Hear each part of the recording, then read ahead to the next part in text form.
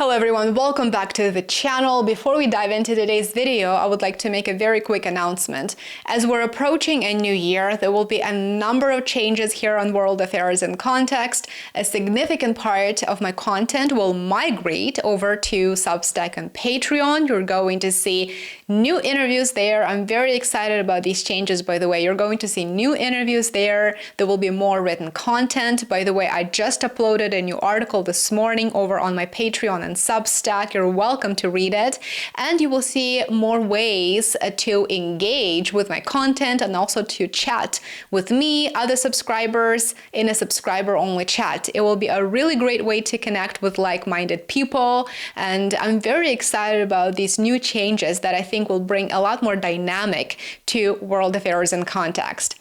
I will include the links to my Substack and Patreon in the description box below this video. Make sure that you are subscribed, and I look forward to seeing you on those two platforms. Now, what just happened in Brussels looks on the surface like a massive show of European unity. We're talking about a 90 billion euro loan for Ukraine, guaranteed by the EU budget, spread over the next 2 years. French President Macron confirmed that the funds are going to be used for Ukraine's military capabilities, so this has nothing to do with humanitarian assistance or anything like this. We're just funding the war, says Macron, but that's the headline. Once you look beneath it, the decision tells a much more complicated story about political fear, about legal risk, a fractured European Union, and a retreat from what many European leaders once described as the boldest option on the table. After 15 hours of negotiations that ran deep into the night, EU leaders emerged with an agreement that was as much about avoiding disaster of their own making, arguably, as it was about continuing to fund the proxy war in Ukraine. The deal gives Kiev an interest-free loan backed by the collective strength of the EU budget, meant to cover urgent military and allegedly economic needs. In public, officials framed it as a practical, realistic solution, and of course they were compelled to save their face. But in private, diplomats admitted something else entirely. This was not the plan that they wanted, it was the plan that they could live with. In other words, this time around, common sense prevailed, but the appetite to bite off more still remains. From the very beginning of the summit, everything revolved around one figure, Belgian Prime Minister Bart Wever. Belgium hosts Euroclear, the financial depository holding a massive share of Russia's frozen assets.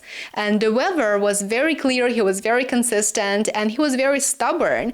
Using those assets, he argued, would expose Belgium and by extension the EU to enormous legal and financial risks. Of course it would, it is theft. Russia could retaliate, lawsuits could pile up, and the precedent could haunt Europe for decades as foreign states withdraw their sovereign funds and move it elsewhere. So he was completely correct. This was something that many of us have been arguing for several years now. Throughout Thursday, pressure mounted. Other leaders tried persuasion, for example, Ursula von der Leyen, who ended up losing. Diplomats floated guarantees. Some hoped that the Wever would eventually bend, but he did not. And by late night, the reality sank in. There would be no agreement on using Russian assets, at least for now. And that is when the pivot happened. Instead of seizing Russian reserves, the EU chose to borrow money itself. The 90 billion euro loan will be raised under guarantees from the EU's common budget. Ukraine will receive the funds now without paying interest. Repayment, however, is conditional, at least politically conditional. According to European Council President Antonio Costa and German Chancellor Friedrich Merz, Ukraine will only be expected to repay this loan if Russia eventually pays reparations. That, of course, is clearly wishful thinking. Reparations are paid by a loser, not a winner. And of course, they're fully aware of it. That's where the ambiguity creeps back in. Merz openly suggested that the EU could still turn to frozen Russian assets to cover Ukraine's debt. He claimed that it would be done, quote, in full compliance with international law. In other words, the option hasn't disappeared completely. It just effectively it's just been postponed. It's been wrapped in legal language and kicked down the road. The decision also exposed something Europe prefers not to talk about. It exposed unity in the EU now comes with exemptions, carve-outs, and at least some compromises. Hungary, Slovakia, and the Czech Republic refused to take part in guaranteeing that loan. They didn't want financial exposure, they didn't want political responsibility, and instead of forcing the issue, Brussels let them opt out. So effectively, the EU is fracturing in front of our eyes. Only after these three states were freed effectively from all financial obligations did they agree not to block the initiative. That's how the EU got its deal. Supporters of Ukraine still declared victory, of course. French President Macron called the agreement the most realistic and practical solution. He emphasized that military support for Ukraine is now guaranteed. One EU diplomat claimed that the bloc moved from, quote, saving Ukraine to, quote, saving face. And I would agree with the latter portion of that statement. The EU never really tried to save Ukraine. On the contrary, it is using Ukraine as proxy. And then, of course, there is Russia's response that we have to discuss. It is already taking shape. The response is very measured. The response is very thought through. Just days before the summit, Russia's central bank filed a lawsuit against Euroclear demanding more than 18 trillion rubles in damages.